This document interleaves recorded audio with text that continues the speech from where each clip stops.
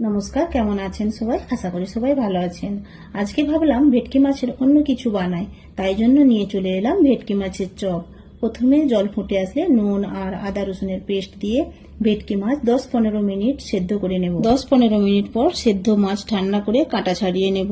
তারপর কড়াতে সরিষার তেল গরম হয়ে আসলে ছোট ছোট করে কুচানো পেঁয়াজ, একটু নেড়ে গ্রেট করে রাখা আদা রসুন দিয়ে ভালো করে ভেজে চামচ হলুদ গুঁড়ো আর নুন দিয়ে ভালো করে নেড়ে সেদ্ধ করে রাখা ভেটকি মাছের কিমা দিয়ে ভালো করে ভেজে লঙ্কার গুঁড়ো, কাশ্মীরি রেড চিলি পাউডার, ধনে গুঁড়ো, জিরে গুঁড়ো দিয়ে ভালো করে নেড়ে সেদ্ধ করে ম্যাশ করে রাখা আলু দিয়ে ভালো করে নেড়ে ওপর দিয়ে পাতিলেবুর রস, ধনেপাতা কুচি, গরম মশলার গুঁড়ো আর ভাজা মশলা রেসিপিটা অন্য ভিডিওতে আমার আছে, দিয়ে নেড়ে নামিয়ে ঠান্ডা করে গোল গোল করে এইরকম শেপ দিয়ে ব্রেড ক্রাম্বস লাগিয়ে ফেটানো ডিমের মধ্যে ডুবিয়ে আবারও ব্রেড ক্রাম্বস লাগিয়ে সাদা তেলে ভেজে নিলেই রেডি ভেটকি মাছের চপ। সস বা কাসন্দির সাথে খেলে বিয়ে বাড়ির স্বাদের মতো লাগবে। আপনারা বাড়িতে বানিয়ে কমেন্ট করে জানাবেন কিন্তু।